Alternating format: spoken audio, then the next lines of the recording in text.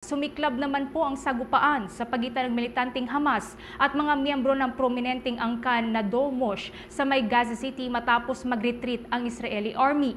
Ito na ang itinuturing na pinaka-violenteng internal confrontation mula nang tapusin ng Israel ang mga operasyon nito sa naturang teritoryo na kumitil naman ng 27 katao.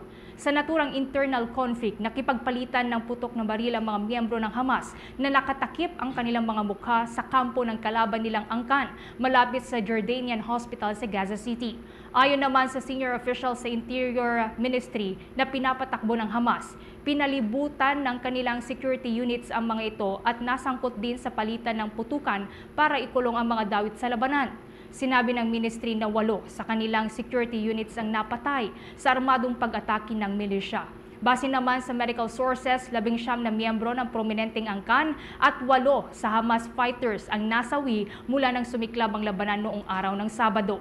Una rito, matagal nang may alitan o away ang panig po ng pamilya Domosh na isa sa pinaka-prominenteng angkan sa Gaza at ng Hamas.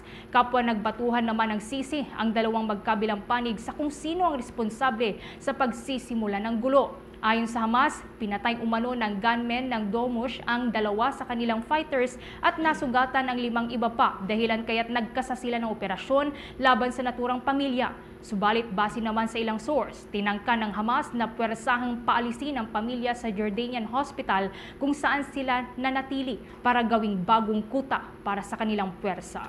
For the most trusted source of news and information, visit our website at www.bomboradio.com. Follow us on Bombo Radio mobile app, Facebook, YouTube, TikTok, and X, formerly Twitter.